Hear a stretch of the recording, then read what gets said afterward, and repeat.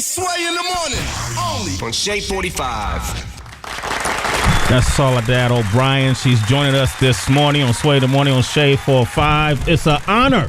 Pleasure's mine. Thank you for having me. Oh, man, it's great to see you, seeing you in a whole different medium now, right? We usually see you on TV. We've actually done things together with MTV and CNN, and we came together in a partnership in the past, and it was such a pleasure to work with you because I've always admired your work. Thank you. And I just feel like I know you get this all the time, and Heather B and I were speaking on this. I mean, that Black in America series you do is awesome. Thank you. It's amazing. Thank you. And the fact that was from Black in America 2, that one with Malak Compton Rock, and we're working on number 5, and we're actually shooting number 6 at the same time.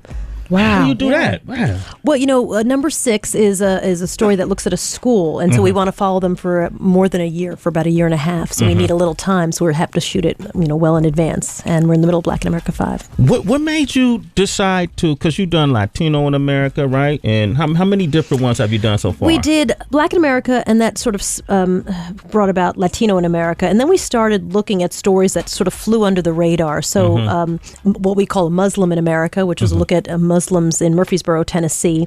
We did Gay in America. We looked at coal miners, which was called Working in America. And we just realized that there was a lot of overlap in stories of about people whose stories are often ignored or just not really told from their own perspective, and that we could highlight some of those stories. How hard was it for you to convince CNN to do this initially?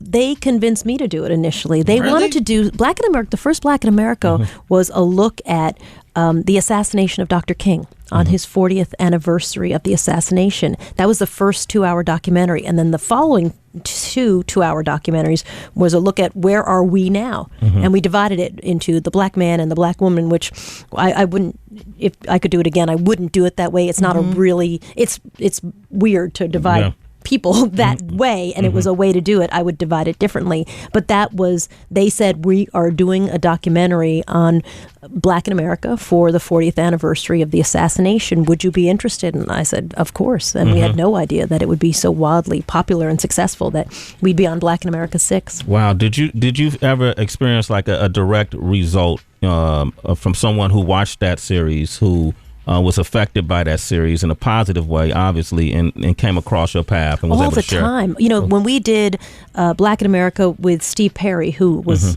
in the same Black in America 2 with Malak Compton Rock, the number of students that we had an opportunity just to know Steve Perry, who in and of himself then became a CNN education contributor and has launched so many things off of that show. Malak also with her foundation. We did a lot on breast cancer that strikes triple negative, strikes African American women. That sort of went its own direction. So it's the kind of breast cancer that Robin Roberts has, by the way, and recovered from. So, I think what there were so many people, Black in America, about the Black church. Buster Soaries, the pastor we profiled, wrote a book about it and now tours the country trying to bring his message to Black churches everywhere. So it's really fun to look back and think, I had my fingertips in all of these things that are, touching a lot lot of people. It's great. You're MVP. Definitely. In my own head, sure. You're MVP, and you've accomplished so much, and you're a woman in this business, which, can be challenging at times. I'm sure you faced a lot of walls in your growth as well. Yeah, what was interesting? The hardest one was actually really about being a mom in the business. I remember the number of times, even at CNN, when the East Asian tsunami happened, and I had just had my twin boys. I have 4 kids, so I had 4 kids under the age of 4, and I was calling in saying, I'd like to go cover this, and they said, oh, you're a mom. Yeah. You probably don't want to go. And I was like, I have 4 kids under 4. Put me on a plane. I need to get out of here. But it was constantly an effort to sort of prove what a mom could do.